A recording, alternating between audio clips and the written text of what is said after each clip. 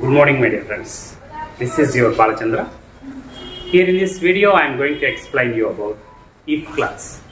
In 9th class English textbook, page number 12, the structural item is if class. Here in textbook, the question is given like this: I don't go to Anu's party tonight. Here the sentence is given. One sentence is given like this. Remaining we have given as a blank. Remaining sentence ఒక blank లాగా ఇచ్చి ఆ blank ని మనల్ని fill చేయమని చెప్పారు.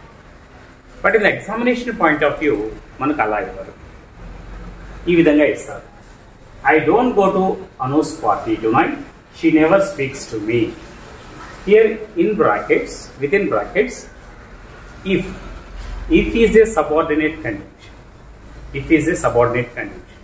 Here we have to connect these two sentences with the using of this subordinate conjunction. So if is a subordinate conjunction. ఈ subordinate conjunction ని ఉపయోగించి ఈ two sentences ని ఎలా కంబైన్ చేయాలి అనేటువంటిది మనకు ఈ వీడియోలో నేను ఎక్స్ప్లెయిన్ చేయబోతున్నాను. సో ఇఫ్ క్లాస్ లో మనకు క్లియర్ గా డీటెయిల్ గా కావాలంటే మనకు డెప్త్ గా ఉన్నాయి. Probable condition, improbable condition, unfulfilled condition ఇలా. కానీ మన టెక్స్ట్ బుక్లో మనకు కేవలం ప్రాబబుల్ కండిషన్ మాత్రమే ఇవ్వడం జరిగింది. ఒకటే probable condition.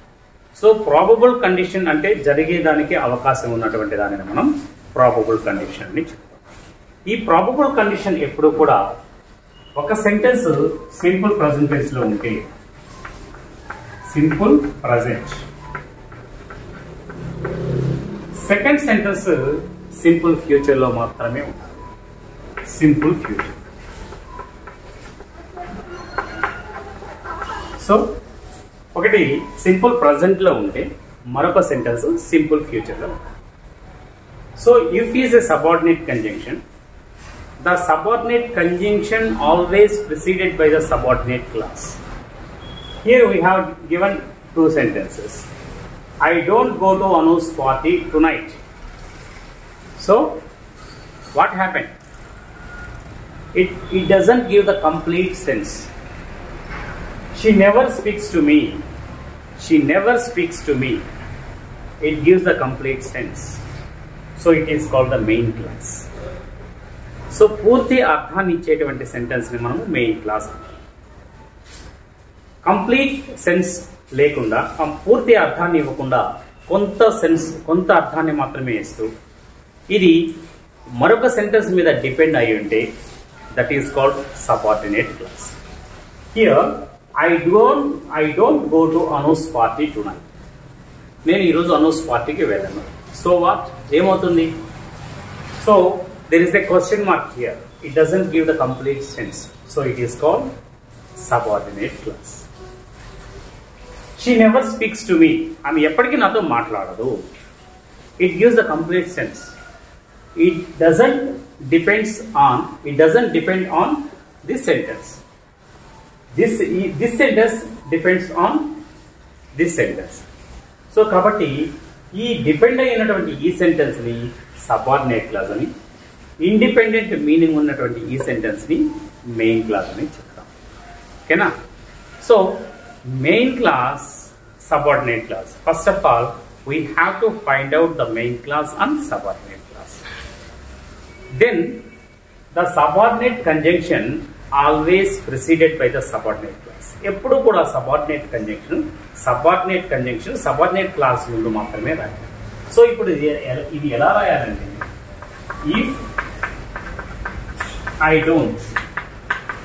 if I don't go to Anu's party tonight. So here we have given two sentences.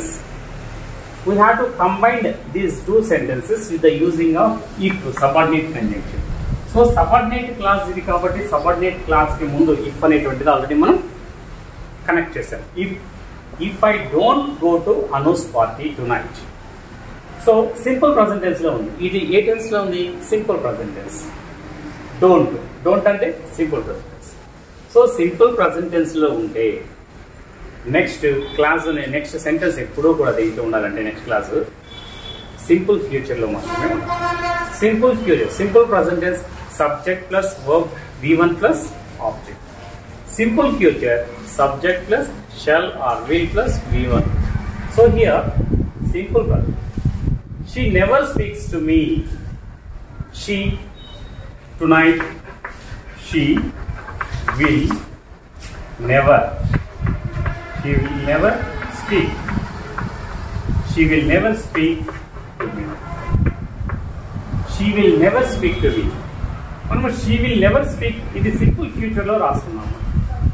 Simple present tense లో ఉంది కాబట్టి ఈ మెయిన్ క్లాస్ మనం దేంట్లో రాస్తున్నాము, సింపుల్ ఫ్యూచర్ లో మాత్రమే ఉండాలి. She will never speak to me. Okay, so if అనేటువంటిది ఇలా ఇస్తే ఇలా రాయాలి.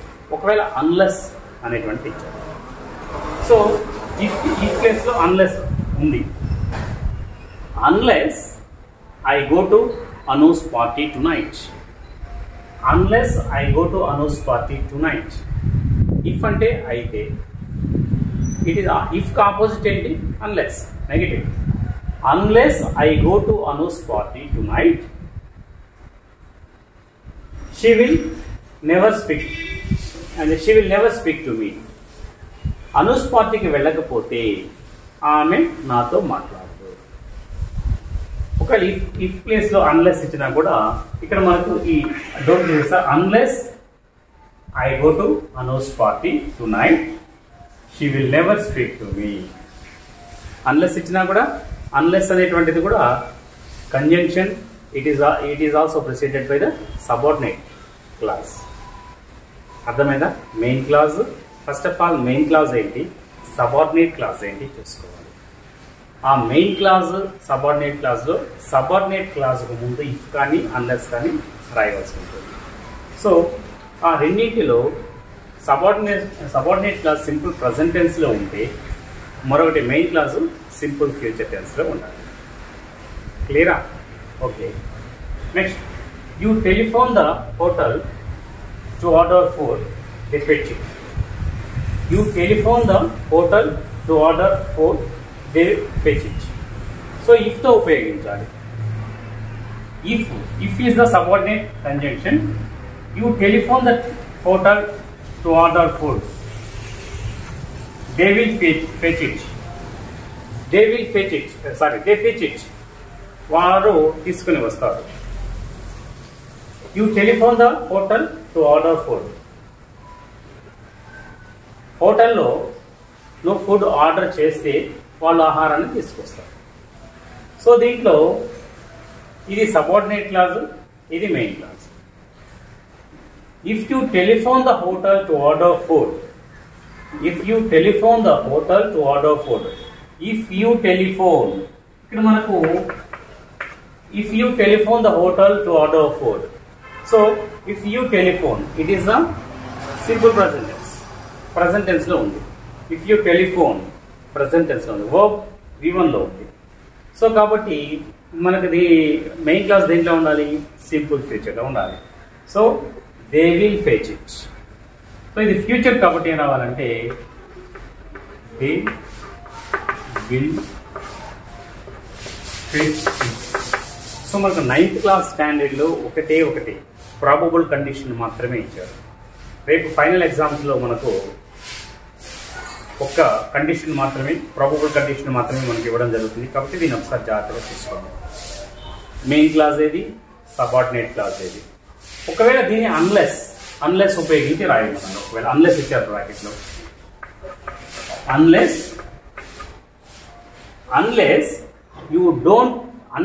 you telephone the hotel to order food. Unless you telephone the hotel to order food. Unless you telephone